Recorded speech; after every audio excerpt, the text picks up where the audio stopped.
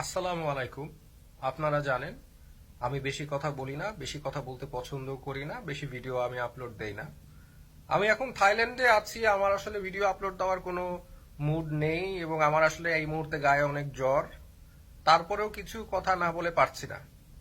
আপনারা জানেন শিক্ষা ব্যবস্থা নিয়ে আবার সমস্যা শুরু হয়েছে। আপনারা জানেন এনসিটিভির সামনে ঢাকা ইউনিভার্সিটির কিছু স্টুডেন্ট এবং তাদের মধ্যে হাতাহাতি পর্যায়ে চলে গিয়েছে আজকের একটা প্রোটেস্টে বা আন্দোলনে। আন্দোলনের বিষয়টা কি? বিষয় হচ্ছে আদিবাসী না উপজাতি।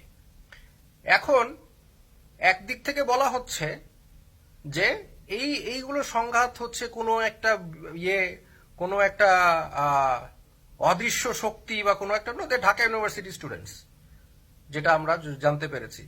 আচ্ছা, তাহলে এটা দোষটা কার?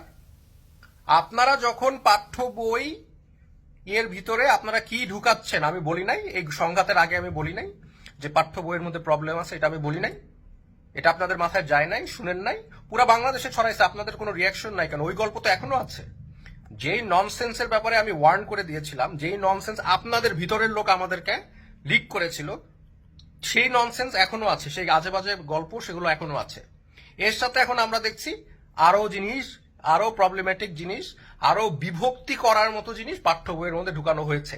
এটা ষড়যন্ত্রমূলক ভাবে হয়েছে।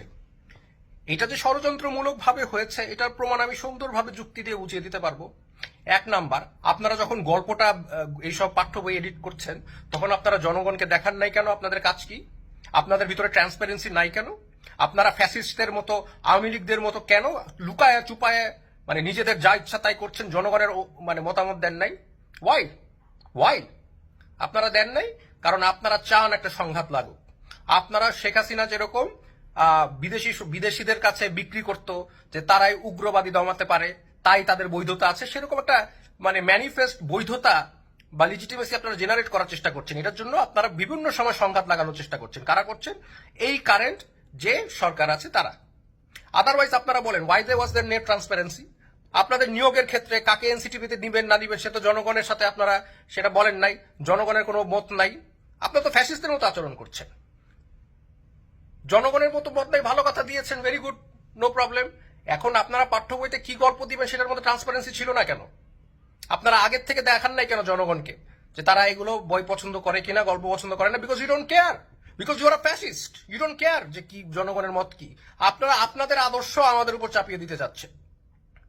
আচ্ছা, তার ফলশ্রুতিতে কি হলো? এই ঘটনা ঘটলো। So I want to make things clear. You are responsible because you have no transparency and you are behaving like a fascist government. এইটা বলার আসলে কোনো কারো এখন পর্যন্ত কারো হিম্মত হয় নাই, বাট উই ডোন্ট কেয়ার, বুঝছেন না? আমাদের জীবনে আমরা যখন আন্দোলনে গিয়েছি আমরা we are ready to die.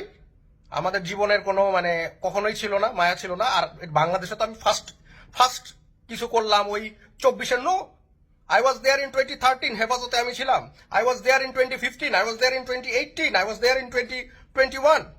বাংলাদেশের সকল সমস্যার মধ্যে আমি মানে জীবন ঝুঁকি নিয়ে আমি সংগ্রাম করে এসেছি। আপনারা এখন আমাকে বুঝাইলে হবে? আপনি বলেন বলেন আপনারা যে আমিও উগ্রবাদী, এটা বিক্রি করেন দেখেন জনগণ খায় কিনা। বলেন। কেউ খাবে না, কেউ খাবে না। বিকজ আপনার ফ্যাক্ট ইজ আপনাদের ভিতরে কোনো ট্রান্সপারেন্সি নাই। আপনারা চোরের মতো কাজ করেন। আপনাদের জনগণের মত আপনারা নেন না, আপনারা নিজের মত চাপিয়ে দেন। এটার সাথে কি কেউ দ্বিমত করবেন? আপনারা দ্বিমত করবেন? তাহলে যদি দ্বিমত করেন প্রমাণ দেখান। আপনারা কেন পাঠ্য বই ছাপানোর আগে আপনারা কেন জনগণের সামনে গল্পগুলো দিলেন না? যদি দিতেন তাহলে কথা হইতো, ডিসকাশন হইতো এবং বৈঠকের মাধ্যমে সমস্যাগুলি সমাধান হয়ে যেত, ইন্টেলেকচুয়াল ডিসকাশন হইতো। আপনারা সেটা করতে দেন নাই, ঠাস করে ঢুকাই দিচ্ছেন যা ইচ্ছা তাই আপনাদের মনে আসছে। তা আপনারা একটা বৈষম্যবাদী সরকার, আপনারা একটা মানে আস্তে আস্তে দিনের পর দিন, আপনাদের প্রথম দিকে আমি সমর্থন করেছি, এখন দিনের পর দিন আপনাদের আচরণ ফ্যাসিস্টের মতো হয়ে যাচ্ছে। হ্যাঁ, এটাই হচ্ছে বাস্তবতা। আপনারা যদি এটার সাথে একমত না হন তাহলে আপনাকে এক্সপ্লেন করেন যে কিভাবে ট্রান্সপারেন্সি ছাড়া এবং কিভাবে ইচ্ছাকৃতভাবে সংঘাতের দিকে এই সরকার আমাদের জনগণকে নিয়ে যাচ্ছে। আসসালামু আলাইকুম।